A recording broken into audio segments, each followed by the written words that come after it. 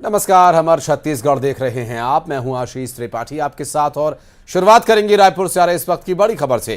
कांग्रेस में टिकट को लेकर चुनावी सरगर्मियां तेज हो गई हैं और कांग्रेस में बैठकों का दौर चलने वाला है। दरअसल आज प्रदेश चुनाव समिति की बैठक होनी है। मैराथन बैठक सुबह 11 बजे से शुरू होगी और लगातार बैठकों का दौर चलेगा। आपको बता दें, मुख्यमंत्री भूपेश बघेल, कुमारी शैलजा इस बैठक में मौजूद रहेंगे। Deputy CM TS Singhdev, PCC के चीफ दीपक बैज भी इस बैठक में शामिल होंगे। साथ ही स्पीकर डॉक्टर चरणदास महंत भी इस बैठक में मौजूद रहेंगे। कांग्रेस में टिकट को लेकर जो चर्चा चल रही है, चुनावी समय है, ऐसे में जल्द से जल्द कैंडिडेट्स घोषित किए जाने का एक दबाव रहता है सभी राजनीतिक दलों पर, और ऐसा ही कुछ दबाव इस वक्त कांग्रेस पार्टी पर भी है। चूंकि भारतीय जनता पार्टी ने जिस तरह से अपने कैंडिडेट्स की घोषणा की है, उससे एक मनोवैज्ञानिक बढ़त कांग्रेस पार्टी ले चुकी है।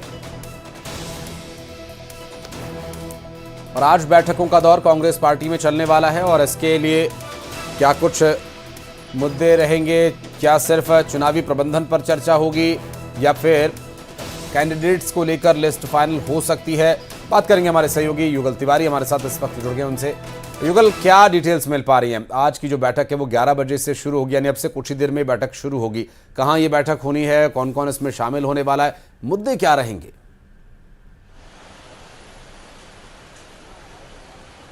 देखिए आशीष, जो राजीव भवन है वहां पर ये अहम बैठक होगी और इस बैठक में छत्तीसगढ़ की जो प्रभारी हैं कुमारी शैलजा हैं, मुख्यमंत्री भूपेश बघेल रहेंगे।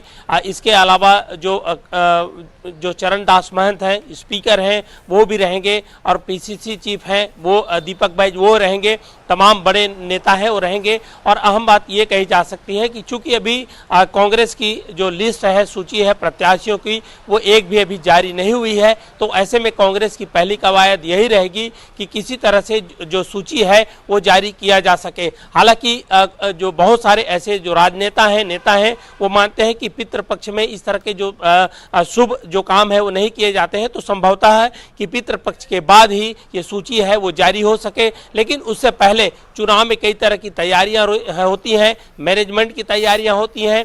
जिस तरह से विधानसभा सीटों में किस तरह से जो गणित बन रहे हैं, किस तरह से जो है ऊपर नीचे कुछ जो होता है, तो अगर मान लीजिए कहीं पर विरोध है तो उसे किस तरह से ठीक किया जाए, तमाम तरह के जो मैनेजमेंट है वो चुनाव से पहले कांग्रेस है वो ठीक करना चाहती है। और चूंकि सत्ता में है, सरकार है, तो वैसे भी कांग्रेसी 75 पार का नारा दे चुके हैं और उसी तर्ज पर वो काम कर रहे हैं कि इस बार की जो सीट होगी वो 75 पार का जो आंकड़ा है वो तय करना, एक उन्होंने अचीव जो गोल है वो तय कर लिए हैं। तो कई तरह की तैयारियां हैं, चुनाव से पहले रहती हैं, जवाबदारी देने की बात रहती है। लेकिन अहम बात तो यही है आशीष कि जो प्रत्याशियों के चयन को लेकर के विधानसभावार जो मंथन है वो अभी भी जारी है। हालांकि जो कांग्रेस के सूत्रों के हवाले से ये खबर है कि सभी जो नाम है वो तय कर लिए हैं और एआईसीसी की जब बैठक होगी, कांग्रेस के जो नेता जब बैठेंगे आला नेता दिल्ली में,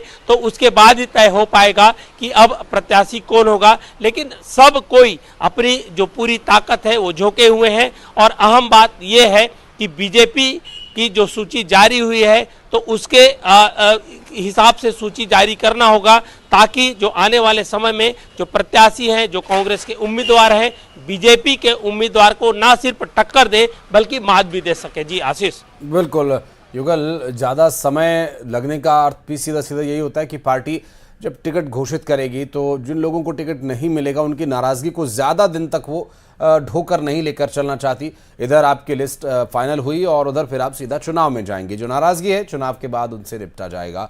कुछ इसी तरह की स्ट्रैटेजी हो सकती है कांग्रेस पार्टी की। आप रहिएगा युगल हमारे साथ, कुछ और खबरों पर आपसे आगे डिटेल्स लेनी है। बढ़ते आगे, बड़ी खबर रायपुर से, जहां शराब के नशे में सड़क पर हंगामा और मारपीट करने वाले युवक और युवतियों पर पुलिस ने शिकंजा कसते हुए 10 लोगों को गिरफ्तार किया। पकड़े गए लोगों में युवक और युवतियां दोनों ही शामिल हैं। सभी पकड़े गए लोग शराब के नशे में झूम रहे थे और बीच सड़क पर मारामारी कर रहे थे, हंगामा कर रहे थे। पुलिस के मुताबिक दोनों पक्षों के बीच सड़क पर साइड लेने को लेकर विवाद शुरू हुआ, जो देखते देखते मारपीट में बदल गया। हालांकि बाद में तेलीबांधा पुलिस ने शिकायत दर्ज कर सभी को गिरफ्तार कर लिया है। और इस पूरे मामले को लेकर बात करेंगे, हमारे सहयोगी युगल इस वक्त हमारे साथ मौजूद हैं। युगल, सड़क के ऊपर हो हल्ला हंगामा, शराब के नशे में। हालांकि पुलिस ने कार्रवाई की है, लेकिन इस तरह की घटनाएं अब आम सी हो चली हैं, बढ़ रही हैं इस तरह की घटनाएं।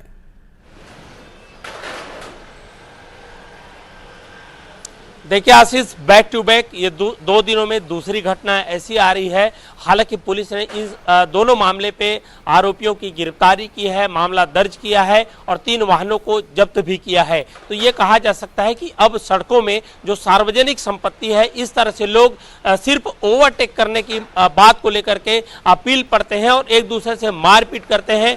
घंटों आवागमन अवरुद्ध रहता है और आप सोच सकते हैं कि रात का वक्त है और ऐसे में लोग हंगामा कर रहे हैं। तो ये जाहिर तौर पर यह बताता है कि किस तरह से खुलेआम गुंडागर्दी करने का प्रयास है वो किया जा रहा है। जैसे तेलीबांधा पुलिस को इसकी जानकारी मिली, एक एक करके 10 आरोपियों को पुलिस ने दबोचा है और 3 कार को भी जब्त भी किया है। पहले जब सूचना मिली तत्काल मौके पर पुलिस पहुंची। जो आरोपी थे वो फरार हो गए थे, लेकिन उनके ठिकाने से इनको दबोचा गया है। और इस तरह की जो घटना है राजधानी रायपुर की, ये छवि भी खराब करती है कि जो लोग हैं जो आराम से इस सड़कों पर आ जा सकते हैं, लेकिन इस तरह के शराब पी करके, शराब की नशे में धूत हो करके इस तरह की गुंडागर्दी कतई बर्दाश्त किया नहीं जा सकता। और ये कहा जा सकता है कि छत्तीसगढ़ की जो शांत फिजा है उसे चौपट करने का, उसे बर्बाद करने का काम ऐसे जो लोग हैं, जो असामाजिक तत्व टाइप से जो लोग हैं, वो शराब की नशे में धूत होकर के करते हैं। तीनों जानकारी देने के लिए। और बढ़ते हैं आगे, आपको बता दें मुंगेली से एक दिल दहला देने वाला मामला सामने आया, जहां झाड़ियों से एक नवजात मिला है।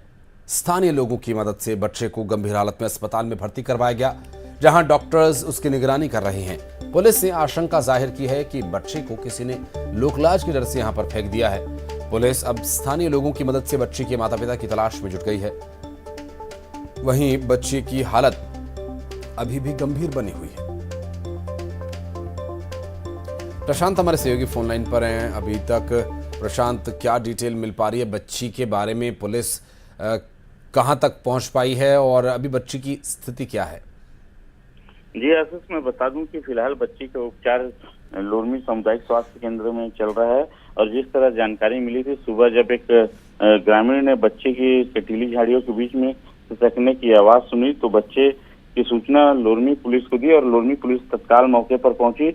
और पुलिस ने संवेदनशीलता दिखाते हुए बच्ची को तत्काल पुलिस गाड़ी से ही बच्चे को लेकर लोरमी स्वास्थ्य केंद्र पहुंची, जहां उसका उपचार जारी है। वहीं इस तरह की आशंका जताई जा रही है कि किसी ने लोकलाज के भय से बच्चे को इस तरह मरने के लिए छोड़ दिया गया है। लेकिन एक बार फिर से कहावत चरितार्थ हुई है कि जाको रहा के सही मार सके न कोई। और बच्चे की हालत जो है, हालत में सुधार हो रहा है। हालांकि बच्चे को जिस तरह फेंका गया है तो बहुत ही चोटें आई हुई है, तो जिससे के चलते लोरमी स्वास्थ्य केंद्र में उपचार चल रहा है। वहीं पुलिस मामले को प्रशांत, लगभग कितनी देर ये बच्ची या जो भी बच्चा ये यहाँ से बरामद हुआ, ये कितने लगभग देर ऐसे झाड़ियों में खुले में पड़ा रहा?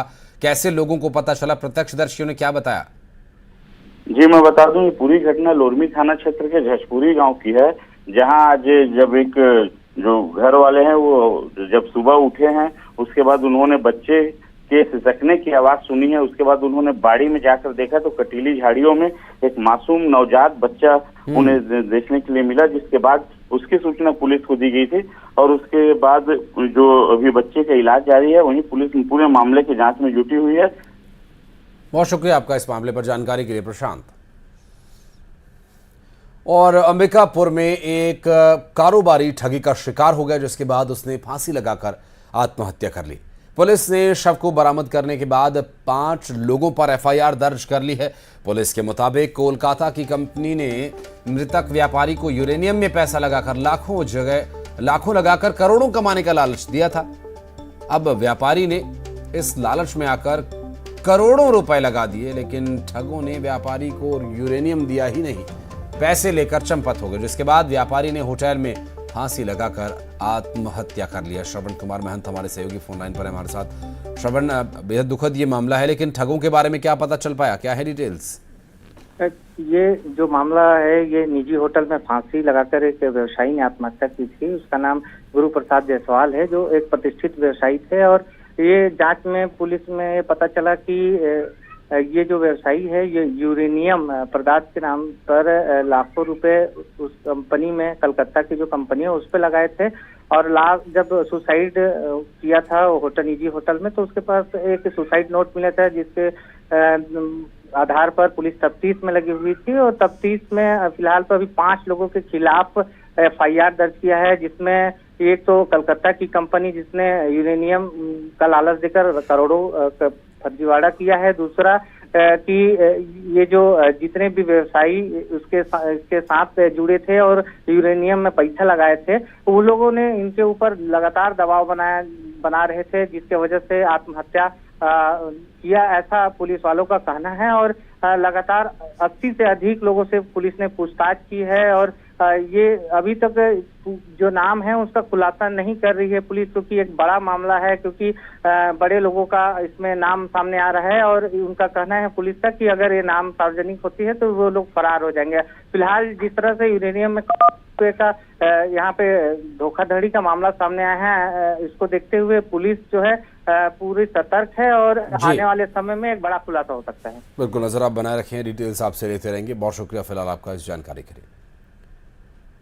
और अंबिकापुर से दिल्ली के लिए चल रही स्पेशल ट्रेन को अब सामान्य ट्रेन में बदल दिया गया है, जिसके बाद अब अंबिकापुर से दिल्ली जाने वाली ट्रेन सप्ताह में 1 दिन चलेगी। पहले ये ट्रेन स्पेशल थी, जिसके चलते किराया भी ज्यादा देना पड़ता था, भीड़ में ज्यादा लोगों को सफर करना पड़ता था। लंबे वक्त से अंबिकापुर के लोगों की ये मांग थी कि रेल मंत्रालय स्पेशल ट्रेन को सामान्य ट्रेन में बदलकर सामान्य यात्रा करने के लिए और सामान्य रूप से यहां पर किराया वसूला जाए, जिसके बाद रेलवे ने लोगों की इस मांग को स्वीकार करते हुए इसे सामान्य ट्रेन में बदल दिया, जिसके बाद अब ट्रेन सप्ताह में 1 दिन दिल्ली के लिए चलेगी।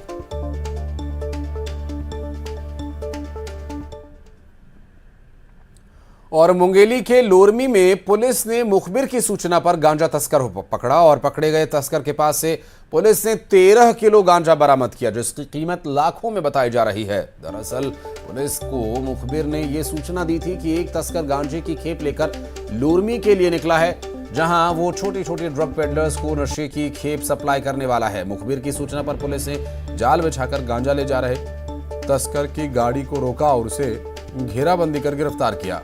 पकड़ा गया तस्कर लंबे वक्त से गांजे की तस्करी में लगा हुआ था।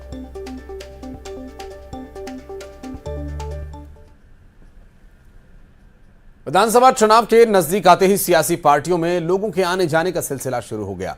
कुछ तस्वीरें आपको दिखाते हैं जहां 20 से ज्यादा महिलाओं ने अलग अलग पार्टियां जिससे वो जुड़ी हुई थी कांग्रेस ज्वाइन की। कांग्रेस जिला अध्यक्ष और स्थानीय कांग्रेस विधायक की मौजूदगी में सभी को कांग्रेस पार्टी की सदस्यता दिलाई गई।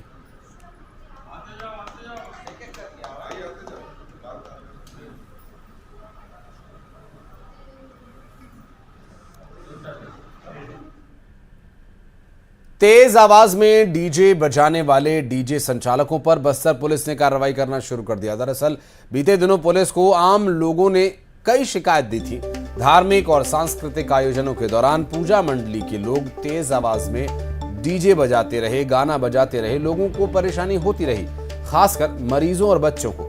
ऐसे में इस पर रोक लगाने की कोशिश की गई, लेकिन उस वक्त नहीं सही इस वक्त। इसके बाद अब पुलिस ने धुमाल वालों पर शिकंजा कसना शुरू कर दिया। दरअसल जगदलपुर पुलिस ने ऐसे 4 डीजे संचालकों पर कार्रवाई की है जिन पर शोर मचाने का आरोप है।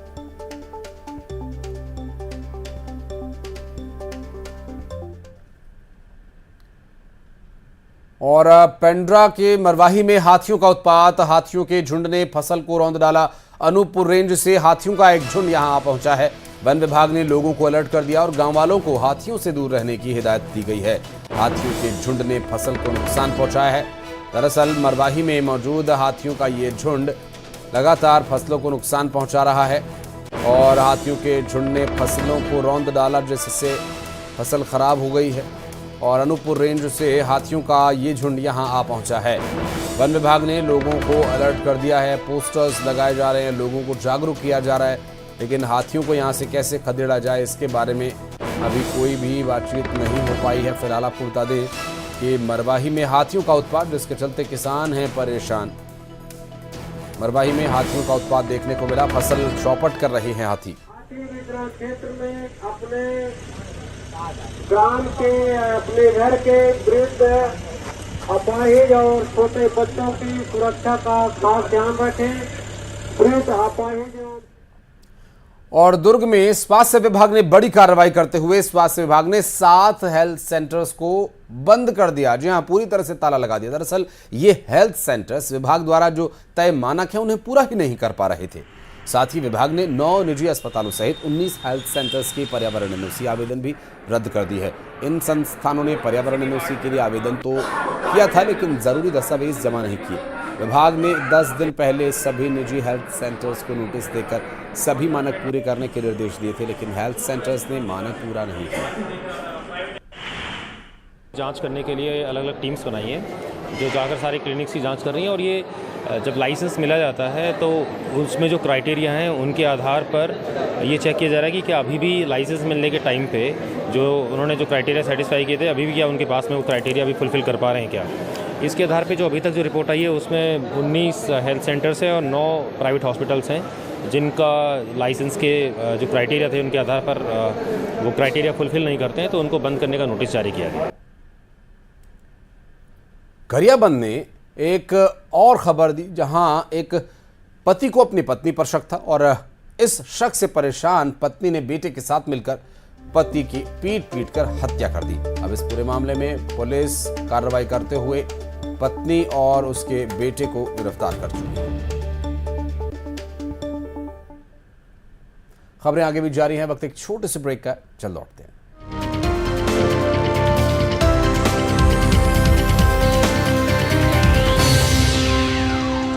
जिस तरह की